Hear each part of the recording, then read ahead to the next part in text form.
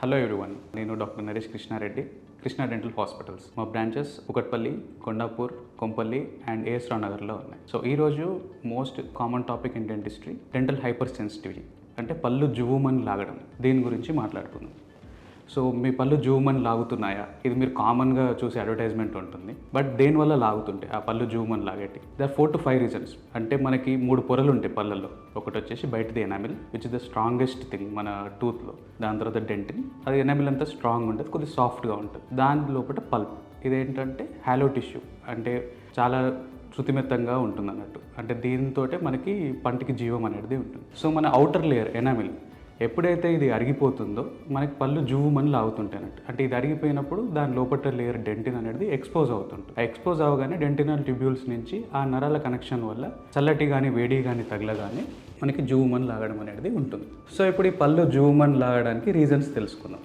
So ఒకటి, మనకి acid reflex వల్ల పళ్ళు అరిగిపోవడం అన్నట్టు. అంటే మనకి తేపులు కానీ అలా వచ్చినప్పుడు inner surface of our tooth మీద లేయర్ అనేది అరిగిపోతుంటుంది. సెకండ్ వచ్చేసి పళ్ళు రాపిడి వల్ల, అంటే రాత్రిపూట గట్టిగా నమలడం వల్ల కానీ, లేకపోతే మనం తెలియకుండా మన అలవాట్ల వల్ల గట్టిగా రాపిడి వల్ల కానీ, విత్ ఏజ్ ఫ్యాక్టర్, అంటే మనకు వయసు పెరుగుతున్న కొద్దీ పై పన్ను కింద పన్ను బలంగా తగులుకొని కూడా అరిగిపోతుంటుంది. నెక్స్ట్ రీజన్ వచ్చేసి మనం గట్టిగా బ్రష్ చేయడం వల్ల. మనకేంటంటే చాలా వరకు మనం కుడి చేతి యూజ్ చేస్తూ ఉంటాం, మన left side of the mouth మీద ఎక్కువ ప్రెషర్ పడుతూ ఉంటుంది అన్నట్టు. సో ఆ రీజియన్లో మనం కంటిన్యూస్గా 2 నిమిషాలకు మించి, అంటే కొందరు 10 నిమిషాలు చేయడం అలవాటు ఉంటుంది అన్నట్టు. సో బాగా బ్రష్ చేస్తే బాగా క్లీన్ అయిపోతాయి అనే దాంట్లో కూడా ఉంటారు. సో కొద్దిగా సాఫ్ట్ కాకుండా హార్డ్ బ్రష్ యూజ్ చేయడం, అటువంటి యూజ్ చేసి ఫోర్స్ఫుల్గా తోమినప్పుడు ఏమవుతుందంటే గమ్ అండ్ టూత్ మధ్యలో లేయర్ అరిగిపోతుంటుంది అన్నట్టు.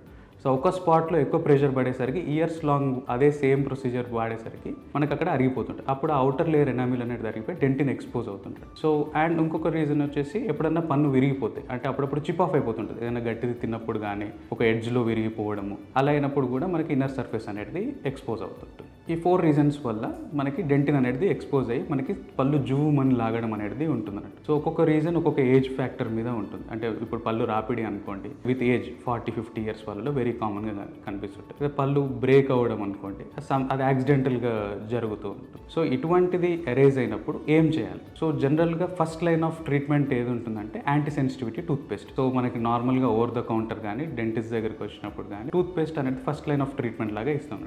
ఏదైనా anti sensitivity toothpaste 2 times use చేస్తూ దాని నుంచి రిలీఫ్ వస్తుందా లేదా ఫస్ట్ చెక్ చేసుకుంటాం. సో దీనివల్ల కూడా తగ్గలేదు, అంటే ఇది ఒక 1 month అలా యూజ్ చేసినాక కూడా మీకు తగ్గలేదు అనుకోండి, నెక్స్ట్ లైన్ ఆఫ్ ట్రీట్మెంట్ లాగా ఏంటంటే దాని మీద ఒక థిన్ లేయర్ ఆఫ్ వార్నిష్ లాంటిది అప్లై చేస్తాం అన్నట్టు. వార్నిష్ కానీ బాండింగ్ ఏజెంట్ కానీ అలా అప్లై చేసి మళ్ళీ చూస్తాం. ఎక్కువ లేయర్ ఆఫ్ ఎనామిల్ అరిగిపోయి డెంటిన్ ఎక్స్పోజ్ అయ్యి ఉండి even with varnish or bonding agent వల్ల కూడా తగ్గలేదు అనుకోండి, నెక్స్ట్ లైన్ ఆఫ్ ట్రీట్మెంట్ వచ్చేసి దానికి క్యాప్స్ వేసేస్తాం అన్నట్టు. క్యాప్స్ ఏంటంటే దాని మీద తొడుగులాగా ఇంకా మీకు ఎక్స్పోజ్ అయిన టిష్యూ కనిపించకుండా ఆ క్యాప్ అనేది ప్రొటెక్ట్ చేస్తుంది. ఈ టైప్ ఆఫ్ ట్రీట్మెంట్ ప్లాన్ తోటి మనం సెన్సిటివిటీ అనేది అయితే తగ్గించచ్చు.